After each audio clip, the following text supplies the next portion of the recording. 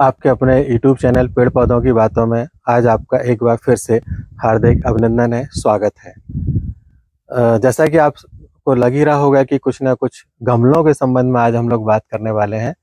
हाँ, ये बिल्कुल सही आप लोगों ने गैस किया।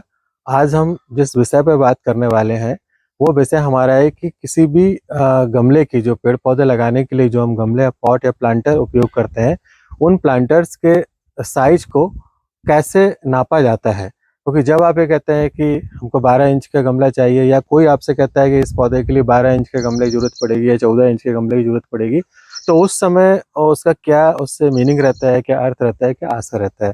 तो आज अब हम आपके साथ इसी एक प्रक्रिया पर बात करते हैं और अपने अनुभव साझा करने की कोशिश करते हैं कि गमले को किस प्रकार से नापा जाता है।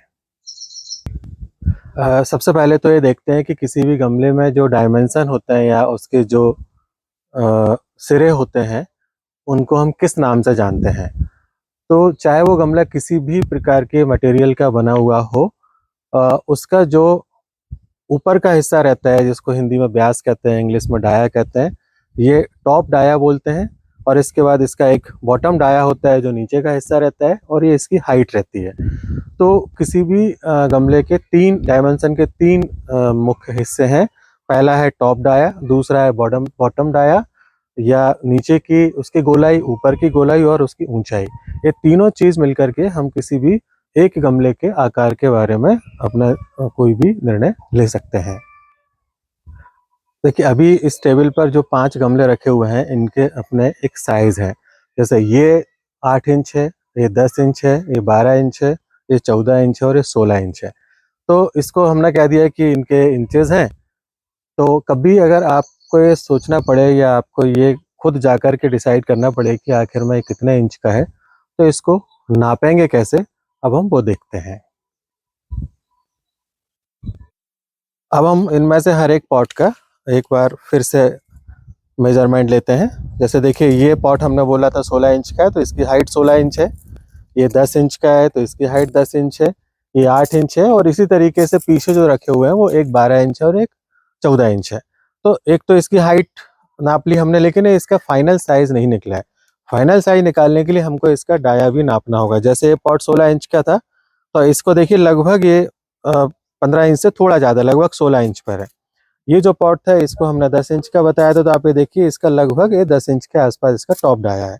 तो जब भी आप पॉट का सिलेक्शन करें, और कोई यदि आपको हम या कोई भी व्यक्ति, यूट्यूबर्स अगर आपको बोलते हैं कि आपके इस पौधे के लिए आपको इस साइज का गमला चाहिए, अगर कोई बोलता है कि 16 इंच का गमला चाहिए, तो फिर आपको ये देखना होगा कि उसका टॉप डाया भी उसी के अनुसार हो और उसकी हाइट भी बराबर हो। अगर आपको हाइट उसकी 16 इंच मिलती है, और अगर टॉप डाया किसी ने थोड़ा उसमें पैसा बचाने के लिए, अगर कोई मैन्युफैक्चरर या जो बना रहा है उसको, वो अगर 12 इंच कर देता है टॉप पर, तो जो मिट्टी आपको उस पौधे के लिए चाहिए होगी उतनी मिट्टी उस गमले में नहीं मिलेगी।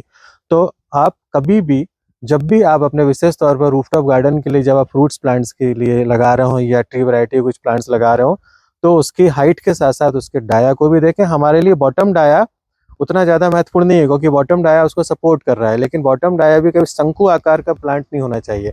एक स्टैंडर्ड हो कि भाई टॉप डाया जो है वो उसकी हाइट के इक्विवेलेंट होगा, तो बॉटम डाया अपने आप ही नैरो नहीं होगा। तो इस प्रकार से आप अपने लिए एक बेहतर ढंग से एक पॉट का सिलेक्शन कर सकते हैं।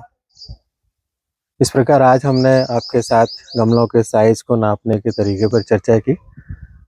उम्मीद है कि आपको हमारा ये वीडियो पसंद आया होगा। यदि आप हमारे चैनल पर नए हैं तो आप हमको ज़रूर सब्सक्राइब करें, बेल आइकन बटन ज़रूर दबाएं, जिससे कि आने वाले हमारे और वीडियो आपको समय पर मिल सके।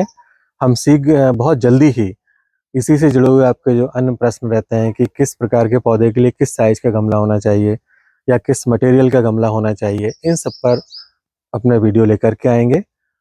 फिलहाल हम आज के इस वीडियो को यहीं विराम देते हैं। आपने इतने धैर्य से हमारे इस वीडियो को देखा, उसके लिए दिल से आभार, और आगे आने वाले वीडियो तक के लिए सभी को नमस्कार।